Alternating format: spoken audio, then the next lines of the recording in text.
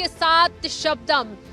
भारत ने जैसे ही air strike Pakistan पर की, पाकिस्तान के हालात लगातार बिगड़ गए। ना सिर्फ पाकिस्तान के आतंकी मिट्टी में मिल गए, बल्कि हालात इतने भयावह हो गए हैं कि पाकिस्तान के पंजाब प्रांत में इमरजेंसी घोषित कर दी गई है।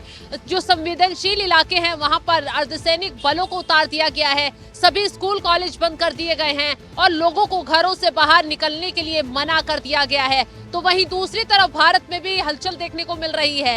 इस एयर स्ट्राइक के बाद प्रधानमंत्री मोदी ने पहले तो कैबिनेट मीटिंग की है और उसके बाद सीधा राष्ट्रपति के पास पहुंच गए हैं। राष्ट्रपति के साथ भी काफी देर तक प्रधानमंत्री मोदी की बातचीत हुई है। इस पर ज्यादा अपडेट के साथ मेरे सहयोगी अभिषेक पुंडीर है मेरे साथ। अभिषेक, क्या कुछ अपडेट अब निकल कर ताजा सामने आया? इस हमले से पहले अगर आपको याद हो तो विदेश मंत्री एस जयशंकर साहब और गृह मंत्री अमित शाह राष्ट्रपति महोदया से मिलने के लिए गए थे। अगर लाल रंग की फाइल वो लेकर गए थे, तब हमने दर्शकों को बताया था कि हो सकता है कि ये परमिशन ग्रांट करवाने के लिए गए हों।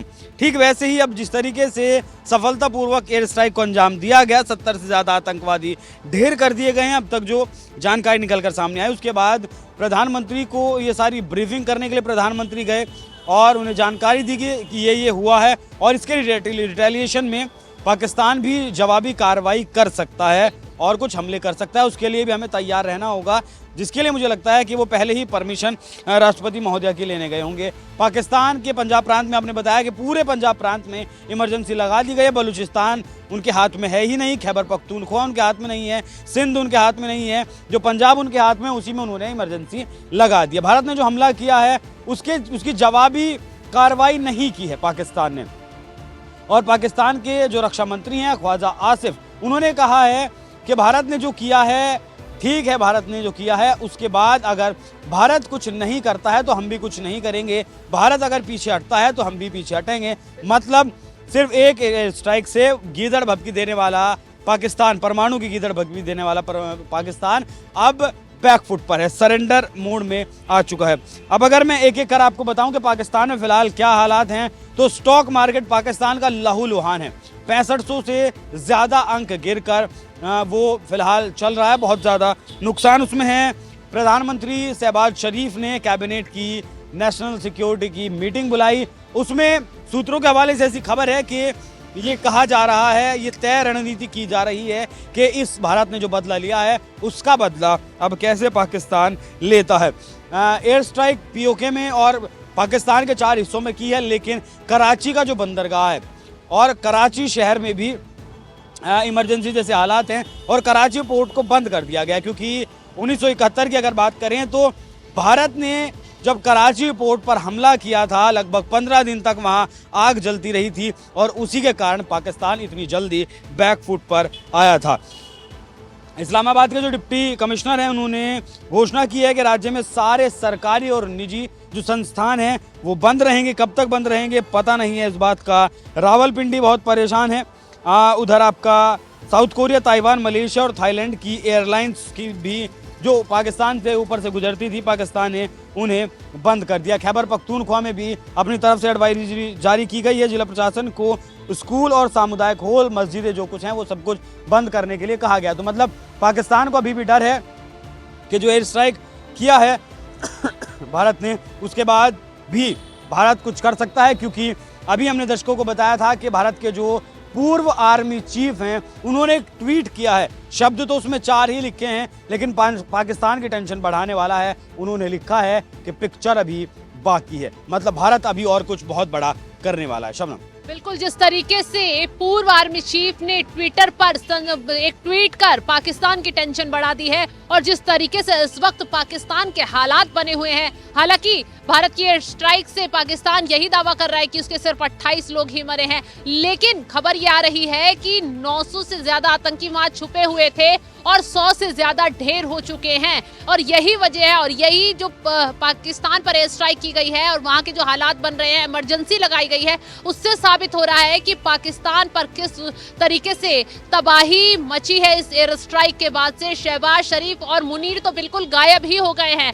वो लगातार जो है खुफिया बैठ के करने में लगे हुए हैं, क्योंकि पाकिस्तान को अभी भी डर सता रहा है कि कहीं भारत दोबारा से कोई बड़ा वार ना कर दे। इसको लेकर अभी फिलहाल तो पूरे पाकिस्तान में जो है लोगों को घरों से बाहर निकलने के मना कर दिया गया है। पंजाब प्रांत जो सबसे अहम क्षेत्र है उसमें इमरजेंसी लगा दी गई है। फिलहाल तमाम खबरों की अपडेट हम आप तक पहुंचाते रहेंगे। आप जुड़े रहिए एनएमएफ न्यूज के साथ। नमस्कार। सुप्रभात देवियों और सज्जनों, मैं कर्नल सोफिया कुरैशी और मेरे साथ विंग कमांडर व्योमिका सिंह आज आपको 6 से 7 मई 2025 की रात 1:05 से 1:30 बजे के बीच भारतीय सशस्त्र बलों द्वारा अंजाम दिए गए ऑपरेशन सिंदूर के बारे में जानकारी देंगे। ऑपरेशन सिंदूर 22 अप्रैल को पहलगाम में हुए विभत्स आतंकवादी हमले के शिकार मासूम नागरिकों व उनके परिवारों को न्याय देने के लिए लॉन्च किया गया था। इस कार्रवाई में 9 टेररिस्ट कैंप्स को टारगेट किया गया और पूरी तरह से इसे बर्बाद किया गया। पाकिस्तान में पिछले 3 दशकों से टेरर इंफ्रास्ट्रक्चर का निर्माण हो रहा है। इसमें recruitment, indoctrination centres, training areas व लॉन्च पैड शामिल थे, जो पाकिस्तान और पाक अधिकृत जम्मू कश्मीर POJK दोनों में फैले हैं। बरनाला कैंप भिंबर ये LOC से 9 किलोमीटर दूर है। यहाँ पर हथियार हैंडलिंग, IED व जंगल सर्वाइवल का प्रशिक्षण केंद्र था। अब्बास कैंप कोटली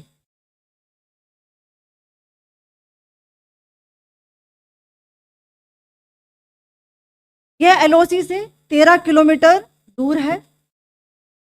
लश्कर तौयबा का फिदाइन यहाँ तैयार होता था। इसकी कैपेसिटी 15 टेररिस्ट को ट्रेन करने की थी।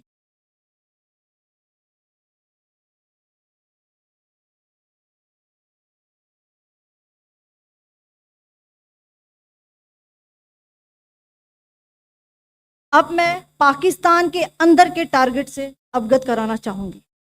पहला, सर्जल कैंप सियालकोट। यह अंतर्राष्ट्रीय सीमा से 6 किलोमीटर की दूरी पर है, सांबा कठवा के सामने।